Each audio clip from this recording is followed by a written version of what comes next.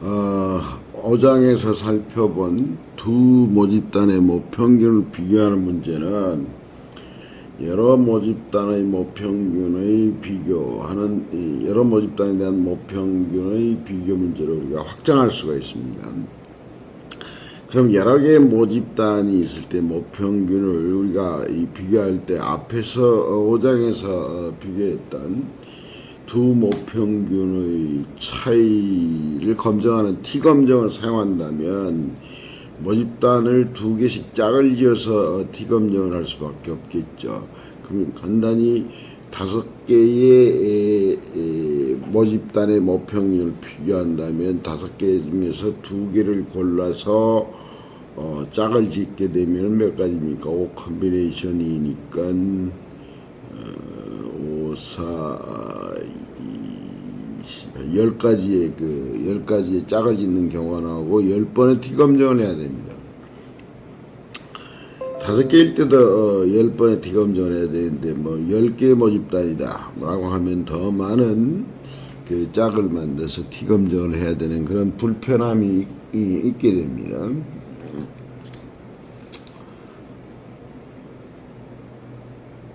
그리고 그것이 여러 개의 모집단을 비교할 때 2개씩 짝을 지어서 비교하는 것이 논리적으로 합당하냐 하는 문제도 야기될 수가 있습니다. 그래서 이것은 여러 개의 모집단의 모평균에 대한 분석 방법으로는 우리가 앞으로 배우게 될 분산 분석법이라는 것을 사용하게 되는데 이 분산 분석법이라고 하는 것은 영국의 통계학자인 R.A. 피셔에 의해서 고안된 방법인데요. 농업에서 실험을 하면서 실험에 의한 자료를 분석하는 과정에서 찾아낸 그런 분석 방법이 되겠습니다. 실제로 여러 모집단의 모평균을 비교한 문제는 정확하게 어떤 특별한 이론 배치법이라고 부르는 특별한 실험 계획법과 정확히 일치합니다. 그래서 우리는 먼저 이제 통계적 실험 계획법이라는 것이 무엇인가에 대해서 간단히 살펴보기로 합시다. 우리가 이 자료를 수집하는 방법은 크게 두 가지로 나눌 수가 있습니다. 하나는 그 조사에 의한 자료 수집 방법과 또 하나는 실험에 의한 자료 수집 방법. 그러니까 실험이라는 것도 광의의 의미에서 보면 자료를 수집하는 방법이죠. 그럼 조사에 의한 자료 수집 방법이라는 것은 그러니까 여론조사 그러면 그것을 조작하거나 이런 게 없고 그냥 조사 대상을 객관적으로 관찰할 뿐이죠. 그렇죠? 조작이 없습니다. 그러나 실험이라는 것은 통제를 하게 돼요. 의도적으로 어떤 변수를 조작하고 그 조작된 변수의 영향이 어떤 현상으로 나타나느냐 이런 것을 파악하기 위한 자료 수집법입니다. 그러니까 이 조사라는 것은 객관적으로 있는 그대로 관찰할 뿐이고 실험은 능동적으로 연구자가 변수를 조작하고 그 조작된 결과가 어떤 모양이냐라는 것을 파악하기 위해서 자료를 수집하는 그런 두 가지 형태가 되겠어요. 여기서는 이제 바로 연구자가 조작한 변수의 영향이 어떤 결과로 나타나냐 하는 것을 파악하기 위한 그 실험에 관한 것을 우리가 살펴보기로 하자는 겁니다. 이 실험이라는 것은 결국은 우리가 변수 간의 인과관계를 cause and effect라고 하죠. 인과관계를 밝혀낼 수 있는 과학적인 방법입니다. 실험을 통하지 않고는 인과관계를 입증할 수가 없다라는 거예요. 그러면 흔히들 나오는 조사 연구에서 그 연관성을 얘기하는 것은 어떤 거냐? 우리가 변수들의 관계라고 하는 경우에는 보통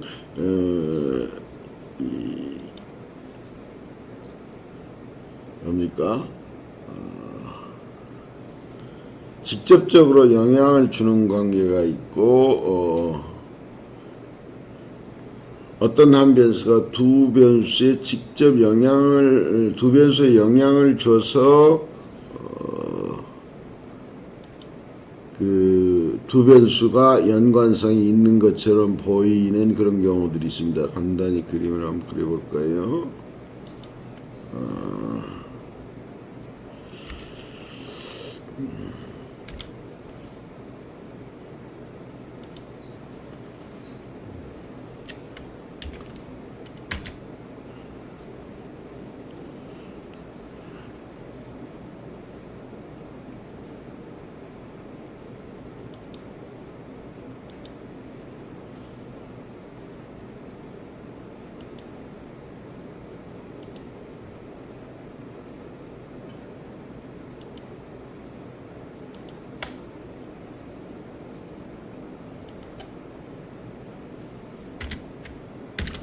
그렇죠. A가 B에 직접적으로 영향을 줘서 A에 의한 변화에 의해서 B의 변화가 일어나는 이런 걸 우리가 인과관계라고 얘기를 해요. 인과관계라고 하고요.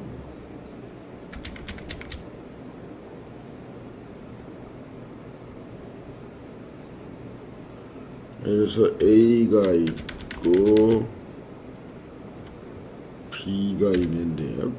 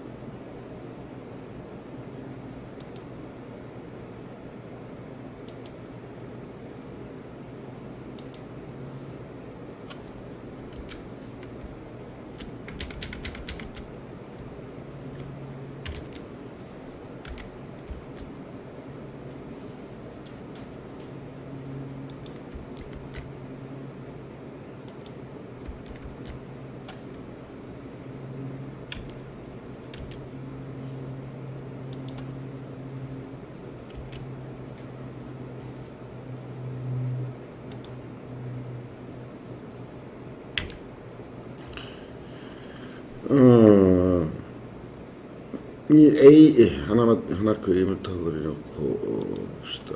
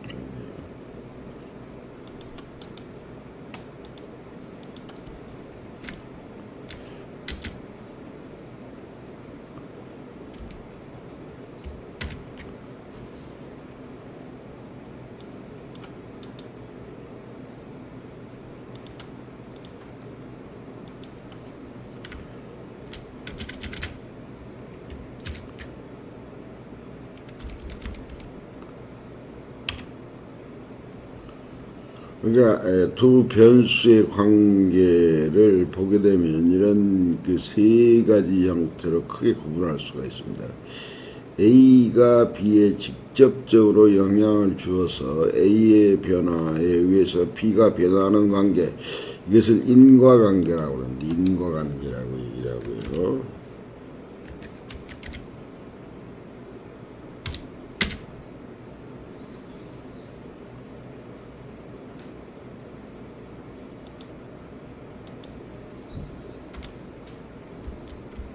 인과관계라고 하고,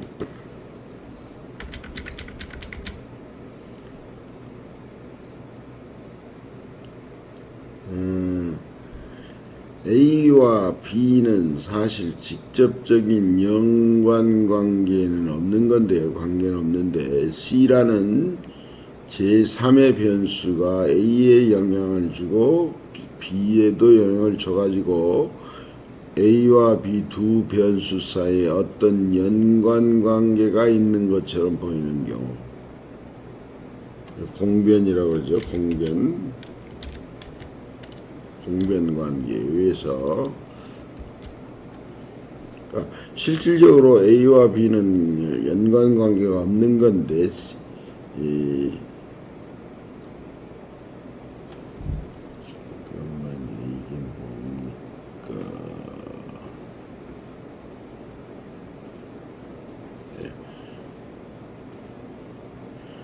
이런 경우에는 그 A와 B 사이에 나중에 실제로 상관계수 같은 걸 구해보면은 상관관계가 높게 나오지만 실제로는 A와 B 사이에는 아무런 관계가 없는 거예요.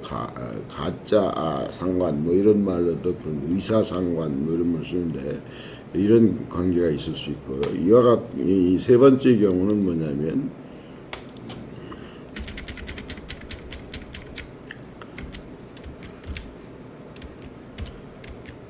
결합이라고 합니다. 즉 A의 변화가 B에도 영향을 주고 C도 B에 영향을 주는 그러니까 B가 변화하는 데는 A, C 두 개의 변수의 영향을 받아서 변하는 관계, 이것을 우리가 교락이라고 얘기를 합니다. 그래서 우리는 그 실험을 통해서 우리는 이 인과관계를 밝히고자 하는 겁니다.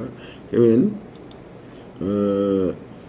담배 흡연과 그 폐암 사이에 예를 들면 뭐 그런 가지고 요즘 싸움이 많죠. 그러면 그래서 우리는 사망한 자연사한 사람들의 사인을 보고 흡연 여부를 보면은 흡연하고 뭐 폐암 사이에 어떤 연관관계가 있느냐라는 것을 유추할 수는 있지만 실제로 담배를 피워서 폐암에 걸렸다라고 하는 것을 증명할 수는 없습니다. 그래서 오로지 이러한 인과관계를 밝혀내는 것은 실험에 의해서만 우리가 밝혀낼 수가 있습니다. 그러나 흡연이 폐암의 원인이라고 얘기하려고 하면은 인간에게 담배를 피워가지고 계속 피게 해서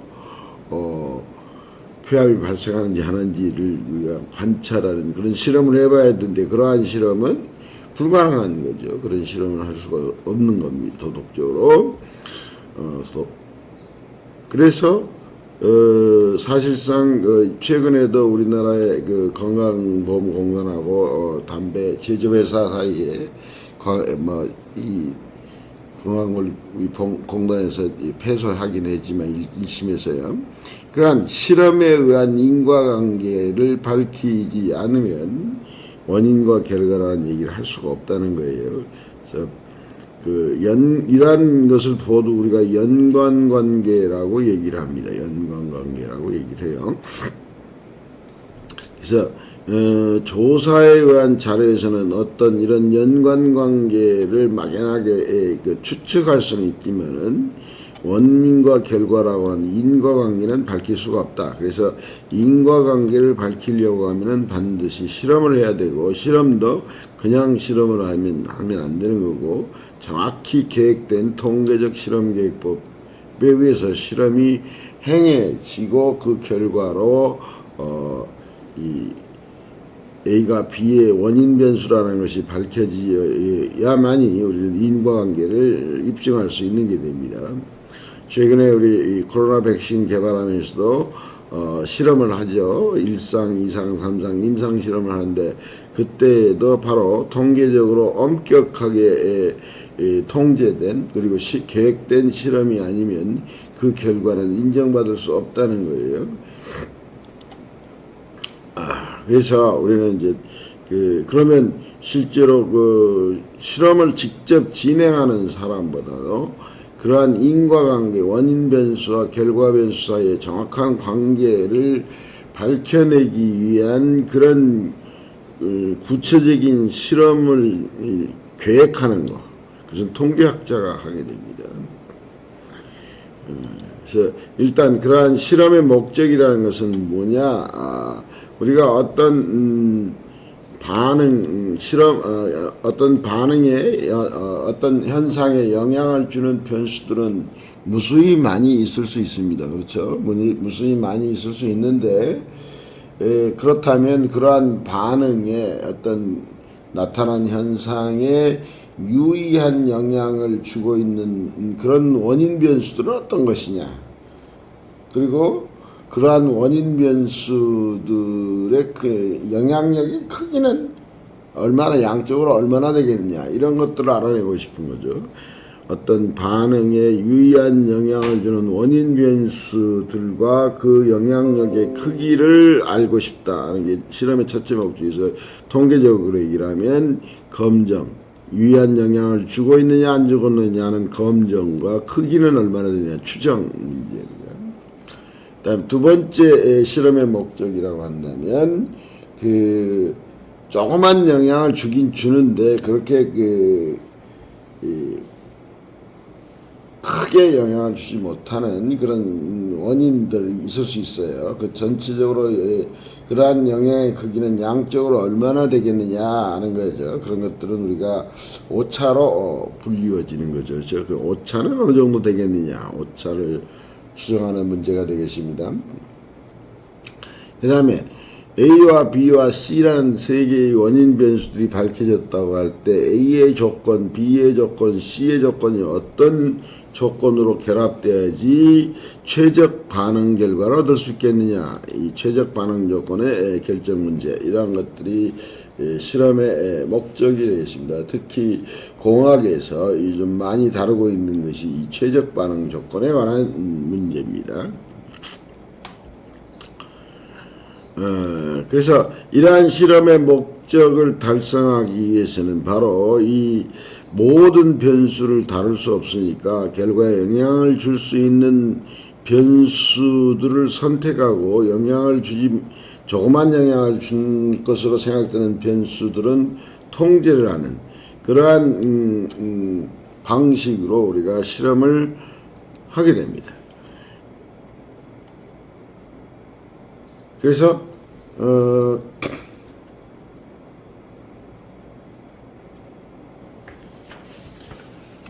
아까 얘기했지만 그 자료 수집 방법의 실험의 특징, 즉 실험에 의한 자료 수집의 특징이 바로 통제라고 얘기를 했었죠. 변수들을 통제해가지고 반응 결과를 관측하게 되는데 그렇다면 그 통제하고 조건을 설정하는 그런 그 실험단이 어떤 조건을 가할 것인가 하는 그런 계획이 있고 그러한 패턴이 있을 수 있죠. 그 패턴을 우리가 experimental design이라고 얘기를 합니다. 자연과학에서 특별히 이 디자인이라는 용어를 쓰고 있는 것은 통계학에서만 쓰고 있습니다. 자료를 수집할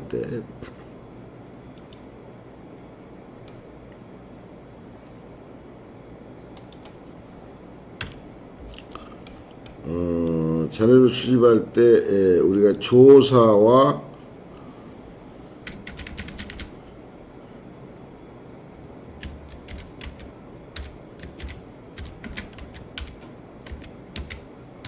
실험이라는 게 있었죠.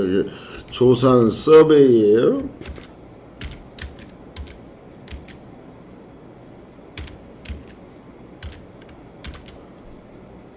서베이 실험 엑스페리멘트입니다.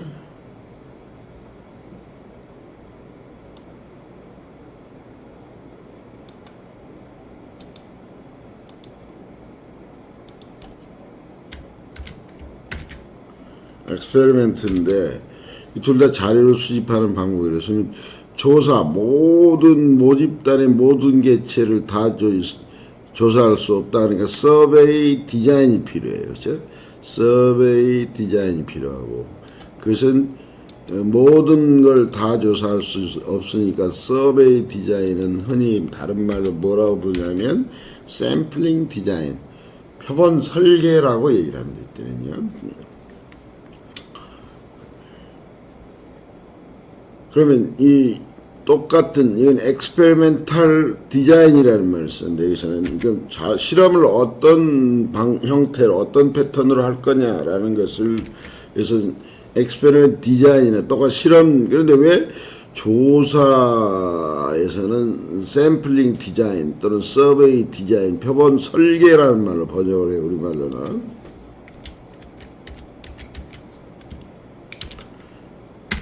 그리고 실험에서는 계획이라는 말을 씁니다.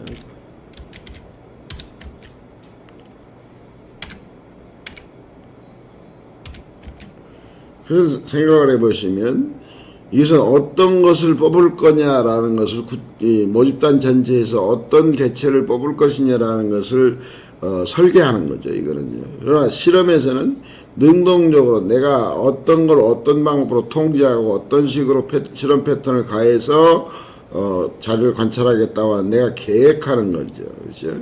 똑같은 디자인이지만 조사에서는 서베이 디자인, 샘플링 디자인에서 조사 설계라는 말을 쓰고요. 실험에서는 실험 계획이라는 말을 사용한다라는 거예요. 자료 수집 방법과 생각해 보면은 같을 겁니다. 생각을 할 수가 있겠죠. 그래서 자연과학에서 이 디자인이라는 용어를 쓰고 있는 유일한 파트가 바로 이 통계학입니다. 그래서 통계는 수집된 자료의 분석도 중요하지만 그 수집하려고 하는 수집된 자료가 어떤 형태로 수집됐고 어떻게 위해서 실험이 계획됐고 하는 것들이 더 중요합니다.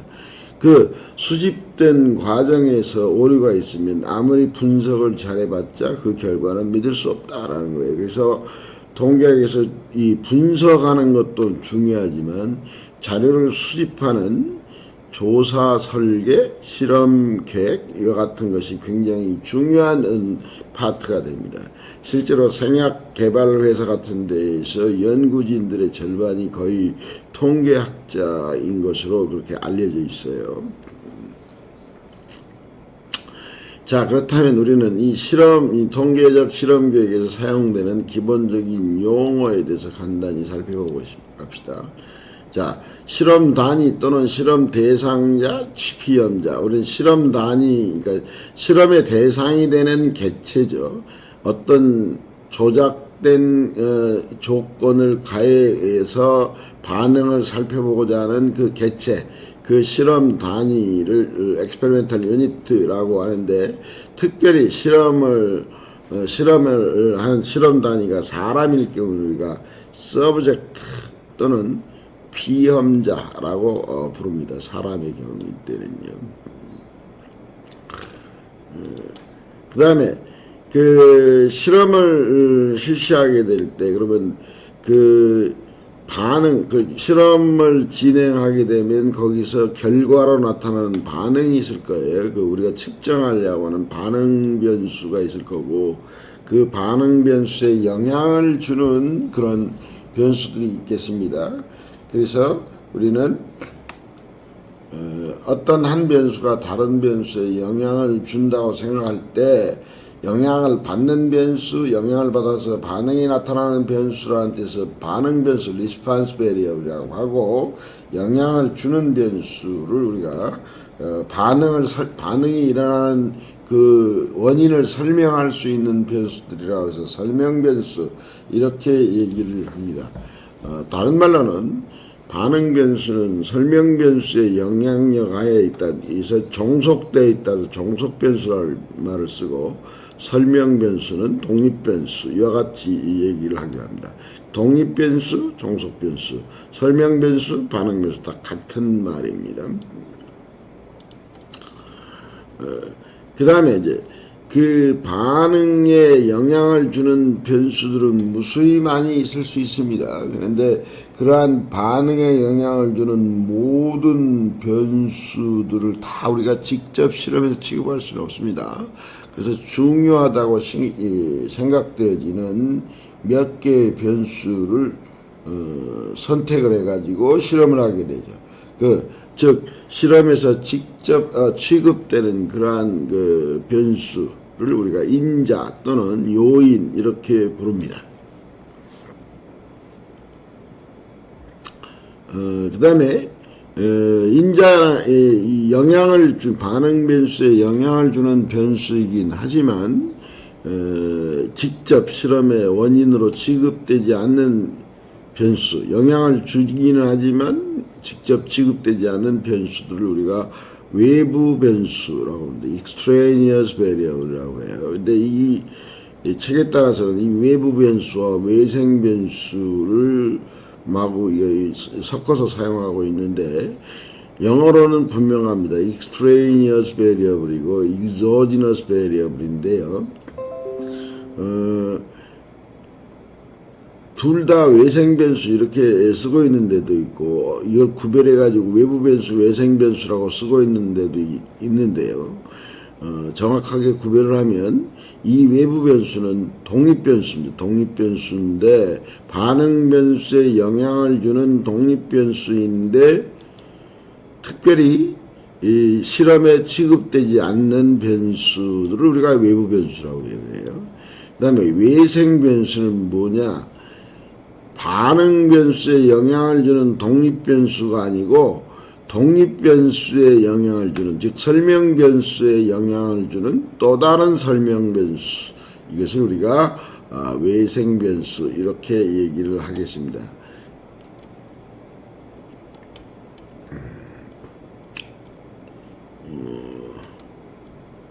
그 다음에 이제 그 인자의 수준이라는 말을 쓰는데, 우리가 어떤 화학 반응이 온도와 압력에서 압력에 주요한 영향, 화학 반응에 주된 영향을 주는 변수가 온도와 압력이라고 한다면, 모든 온도에서 우리가 실험을 할 수는 없죠. 그러니까 관심 있는 영역 내의 몇 개의 온도를 선택해서 실험을 하게 되죠.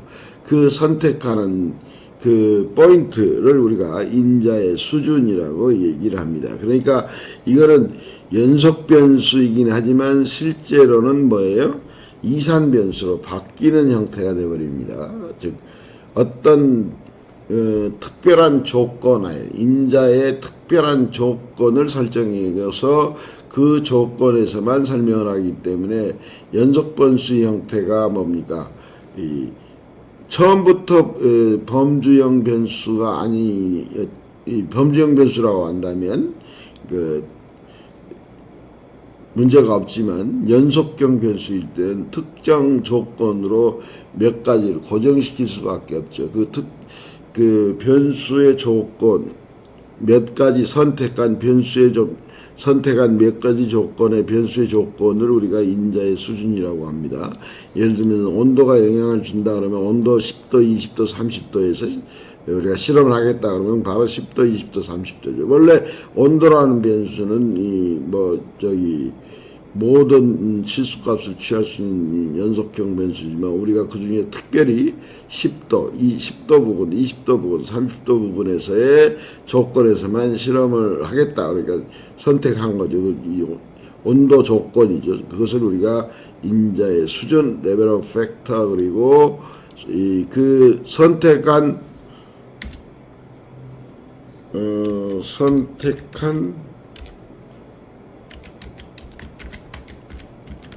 수준의 개수, 이건 우리가 수준수 이렇게 얘기를 하죠.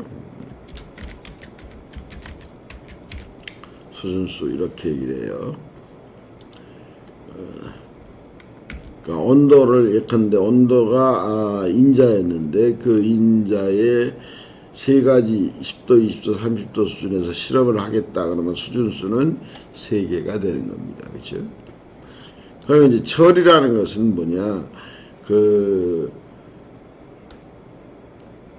온도 조건에서 10도, 20도, 30도에서 실험을 하겠다 그러면 10도에서 반응을 하게끔 만드는 거죠. 그 반응을 하게끔 주어지는 인자의 조건, 그것을 우리가 철이라고 부릅니다. 그러니까 인자가 하나일 때는 그냥 인자의 각 수준이 처리가 돼요. 그러나 인자가 2개라고 한다면 인자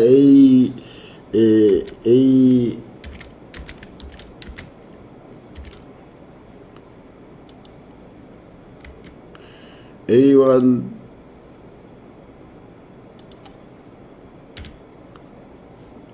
온도, A1 온도, A2 온도, A3 온도 이렇게 있다면 인자가 온도만 있다고 한다면 바로 A1 온도에서 실험을 하게 하니까 그것이 바로 처리가 됩니다. 그런데 압력이 또 하나 있다 이 말이죠. 여기에 비해서 또 압력이 B1,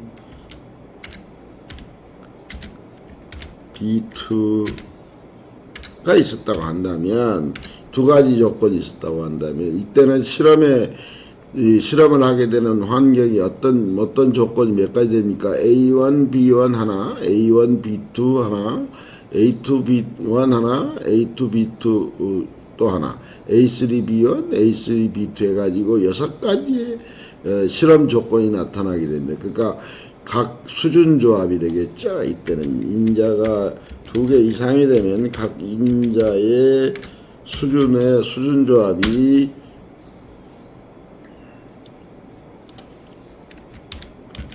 바로 처리가 되겠습니다. 처리예요. 그 다음에 이제 인자의 영향력을 우리가 효과라고 부릅니다. 인자의 영향력을 반응 변수에 주는 영향력을 효과라고 하는데 한 인자의 영향력을 그다 주효과 메인 이펙트라고 얘기를 하고요. 2 인자 이상이 결합돼서 반응에 영향을 줘서 나타나는 효과를 우리가 인터랙션 이펙트, 상호작용 효과 또는 교호작용 효과 이런 말을 부릅니다. 상호작용 또는 교호작용이라고도 부릅니다. 그래서 주효과와 교호작용 효과 또는 상호작용 효과가 있다. 이런 것들이 주로 실험에서 사용되는 용어입니다. 실험 계획의 예로서 한번 보면요. 여러분 교재 232쪽에 예제 6.1.1 보면은 실험 계획 예가 있습니다. 첫 번째 실험이 새로 출시된 휴대폰에 대한 서로 다른 3가지 광고 효과를 비교하는 실험이다 이 말이죠.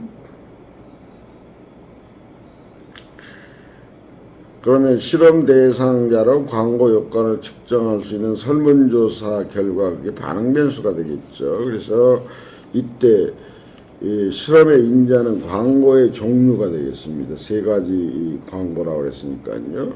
그러면 수준수는 3이 되겠습니다. 그렇죠? 이런 겁니다.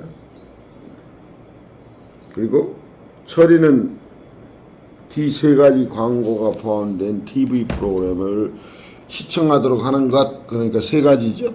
처리도 3가지, 수준수도 3가지가 되겠습니다. 두 번째 실험의 경우는 뭡니까? 어떤 직물의 세탁에 대한 내구력을 알아보고자 할 때 세탁 방법, 다음에 세제 종류, 그러니까 이제 2가지 여러 가지 원인 변수들이 있을 수 있겠지만 특별히 2가지 변수만을 생각한 거죠. 하나는 직물의 내구력에 영향을 주는 중요한 변수로 세탁 방법과 세제의 종류 두 가지를 썼다 이 말이죠. 세탁 방법의 수준은 세 가지가 있다 이 말이죠. 세 가지가 있고 가나다 세 종류의 세탁기 형태, 세탁이 작동되는 세 가지 형태를 우리가 세탁 방법에 의한 차이라고 본다면 세탁 방법이 가나다 세 가지가 있고 세제의 종류가 산성, 중성, 알칼리성의 세 가지가 있으니까요. 결국은 인자는 두 가지가 되고 처리는 어떻게 됩니까? A인자 세탁 방법 세 가지에 대해서 세제의 종류 세 가지니까 3, 3, 9, 9가지의 조합이 생성되게 되겠죠. 그러니까 처리의 수는 9가지가 되겠습니다. 그러니까 가세탁 방법을 이용해서 산성세, 약산성 세제를 이용하는 세탁, 그게 한 가지 처리가 되겠죠. 그래서 마지막으로 다세탁 방법에 의해서 약알칼리성 세제를 이용하는 그런 세탁, 이렇게 해서 총 9가지 세탁 방법이 나타나게 됩니다. 세탁하는 조건이 나오게 되고, 그 다음에 처리는 그러니까 9가지가 되고, 직물의 내구력을 우리가 측정하게 되면 그것이 반응 변수 Y가 된다, 이런 얘기입니다. 그런데 실험을 잘못하게 되면 전혀 우리가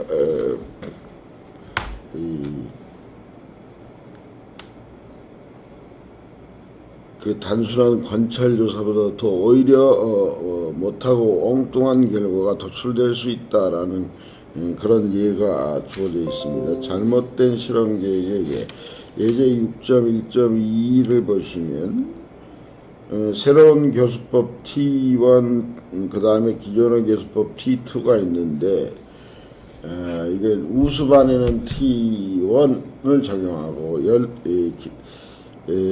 열등반에는 기존의 교수법 T2를 적용했다면 그러면 T1과 T2에 의한 차이인지 아니면 학생 자체가 월대 우등반, 열등반이었기 때문에 점수가 차이가 났다 하는지 모른다. 이런 걸 우리가 뭐라 그런다 그랬죠? 결합되어 있다라고 하는 말을 썼죠. 이렇게 결합이 되어버리면 원인 변수가 다른 변수와 결합이 되어버리면 원인 변수에 의한 효과를 입증할 수가 없다. 이게 잘못 실험이 계획된 거다. 그 다음에 두 번째, 광고를 하는 경우에도 보면은 이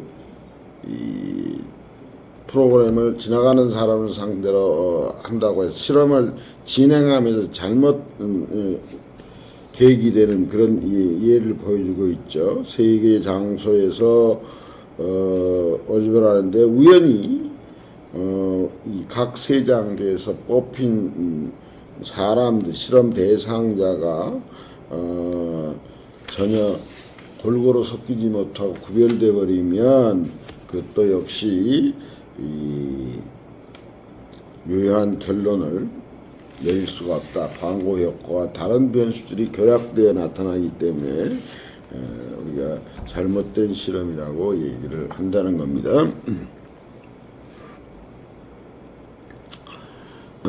그래서 이제 우리는 그런 교락이라는 것이 결국은 우리가 설명하려고 하는 인자하고 설명 변수로 선택한 인자하고 그다음에 그 다른 변수 우리가 관심 있어 하지 않는 외부 변수가 결합되어 있는 그런 실험이 되면 안 되겠다. 그래서 결합을 피한 실험을 우리는 해야 된다는 겁니다.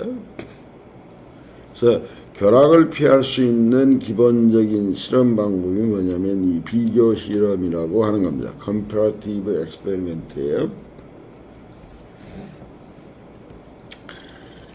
그러면 비교 실험할 때 조건이 뭐냐면 두 개의 집단이 있는데 두 집단을 구성하고 있는 개체들이 동등해야 됩니다. 그러니까 이 실험 집단, 통 집단 얘기는 우리가 앞에서 얘기했었죠.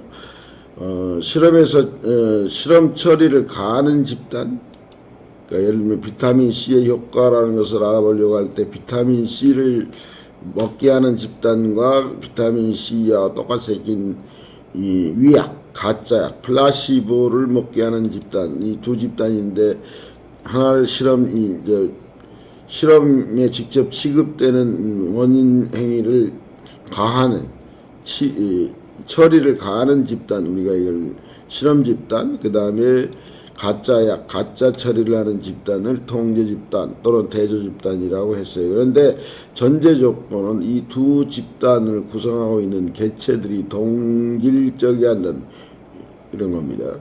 백신의 효과를 실험할 때도 두 개의 집단을 구성하고 이 두 집단, 구성된 두 집단이 한 집단은 백신을 접종을 하고 다른 집단에 대해서는 가짜 백신을 접종하는 거죠. 그랬을 때 이 두 집단이 동질적이어야 된다는 겁니다. 동질적이어야 된다. 한 집단은 20대고 다른 집단은 70대였다. 그러면 이건 연령의 차이에 의해 연령이 다르기 때문에 이때는 연령 효과하고 백신의 효과가 어떻게 되겠어요? 결합돼 버리기 때문에 백신의 효과만을 따로 분리해낼 수가 없게 된다. 이런 얘기예요. 그러면 우리는 과연 두 집단에 동질적으로 만들 수 있겠느냐라는 거예요. 일반적으로 우리는 이제 인위적으로 두 집단이 어떤 그 변수를 통제해서 지원자들이 비슷비슷한 사람들이 되도록 만들 수도 있지만요. 그 랜덤하게 모집된 두 집단을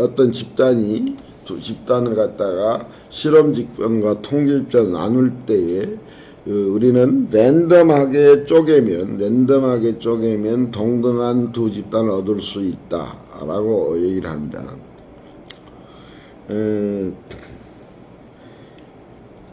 이거는 두 집단으로 쪼개낸 걸 더 확대하면 뭡니까? K개의 집단으로 쪼갠다라는 문제하고 같은 거죠. 그래서 실험 집단을 동질하게 구성할 수 있는 방법으로 랜덤하게 집단을 나누면 대상 집단들이 동질적인 집단이 된다라고 하는 것을 R.A. 피셔가 알아냈어요.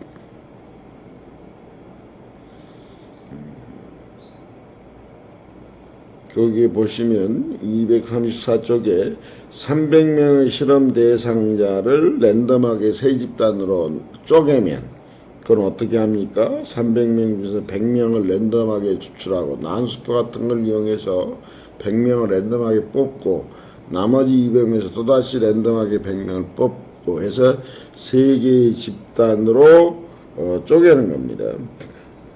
그러면 세 집단을 우리가 동질적인 집단으로 나눠졌다라고 얘기할 수 있다는 겁니다.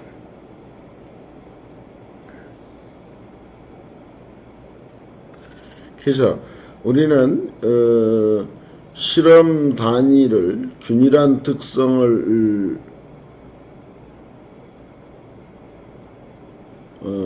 지닌 몇 개의 집단으로 랜덤하게 나누는 것, 이것을 뭐라고 얘기를 하냐면 실험의 랜더마이제이션, 이와 같은 얘기를 씁니다.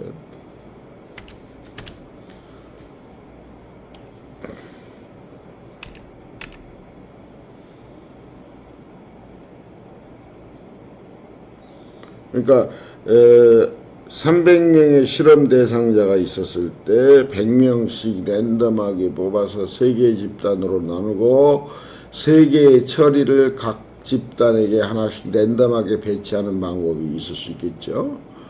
또는 실험 집단을 300명의 실험 대상자 집단을 랜덤하게 150명을 뽑아서 한 집단을 실험 집단으로 하고 또 다른 집단을 통제 집단으로 하고 이렇게 그 처리를 갖다 양쪽에 랜덤하게 배치하는 그러한 방법을 우리가 실험의 랜더마이제이션 여같이 얘기를 합니다. 이건 굉장히 중요한 거예요. 이것을 관가하게 되면 나중에 엉뚱한 결과가 초래될 수 있다는 것이 경험적으로 밝혀져 있어요. 그런데 우리 예제 6.1.1.1에서의 그 두 번째 실험, 직물의 내구력에 대한 실험을 생각해 보면요. 실험이 9가지 처리 조건에서 30번 세탁을 한 다음에 내구력을 측정하는 거죠. 그렇죠? 30번 세탁 후에 내구력을 측정하는 겁니다. 그럼 세탁은 한 처리 조건에서 30번 하는데 각 처리 조건이 9가지니까 총 270번의 세탁을 해야 돼요. 270번의 세탁을 한다고 그러면 한 번 세탁할 때 30분이 걸린다고 한다면 270 곱하기 30분 하면 어마어마한 시간이 많이 걸리게 됩니다. 자, 그러면 우리는 그 세탁기의 상태라든지 날씨라든지 그 밖에 여러 가지 원인들이 세탁하는데 영향을 주게 될 겁니다. 그렇죠? 그런데 이때에는 그 1m의 직물 조각을 랜덤하게 배치한다? 9개의 처리 조건에 그것은 그렇게 큰 의미가 없죠. 우리는 이 1m짜리 천조각 9개는 비교적 균일하다라고 생각할 수 있는데요.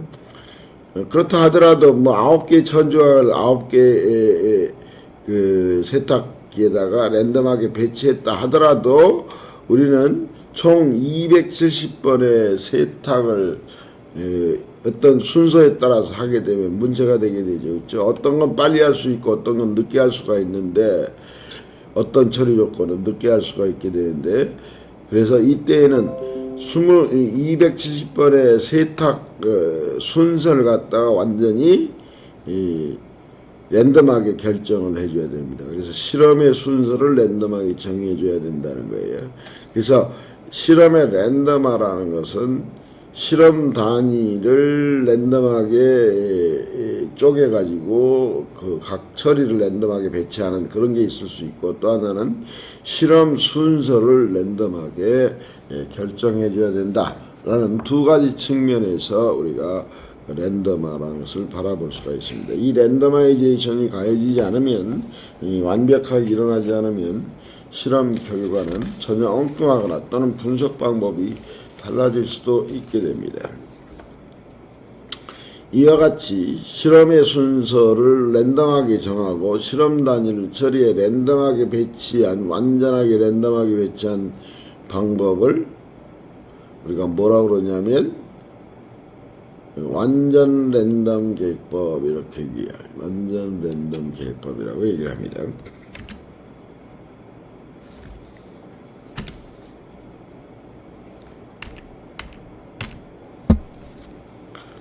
그 랜덤하게 완전하게 이런 실험 단위나 실험 단위가 처리에 랜덤하게 배치가 실험의 순서가 완전하게 랜덤하게 정해진 그런 것을 우리가 완전 랜덤 계획법인데 그때 이 실험에 취급되는 인자가 하나인 경우에 우리가 완전 랜덤 계획법이긴 한데 그걸 이런 배치법이라고 얘기합니다. 이런 배치법이라는 거니까 사용하는 인자가 하나인 완전 랜덤 계획법, 이원 배치법이라고 하면 실험 인자가 2개인 완전 랜덤 계획법, 다원 배치법이라는 것은 실험 인자가 여러 개인 완전 랜덤 계획법 이렇게 생각을 하시면 되겠어요. 이 랜더마이제이션 말고도 실험의 그 효율을 높이거나 결합을 피하거나 하기 위해서 여러 가지 실험의 조건들이 있어요. 예를 들면 랜덤화의 원리 말고도 블락화의 원리, 직교화의 원리 등등, 반복의 원리 등등 여러 가지 실험에서 지켜야 될 조건들이 있는데 그러한 것을 우리가 여기서 다루지는 않고요. 특별히 통계학과에서는 실험계획법이라는 것이 따로 개설돼서 강의가 됩니다. 이것만 해도 한 학기 강의로 벅찬 그러한 내용들입니다. 그렇고 이제 그래서 우리는 이제 그 완전 랜덤 계획법에 의한 1원 배치법과 2원 배치법에 대한 것만 간단히 여기서 취급을 할 겁니다. 그래서 그러한 이제 1원 배치법이나 2원 배치법에 의해서 실험이 된 그런 자료를 이제 어떻게 분석할 거냐라는 거예요, 이제.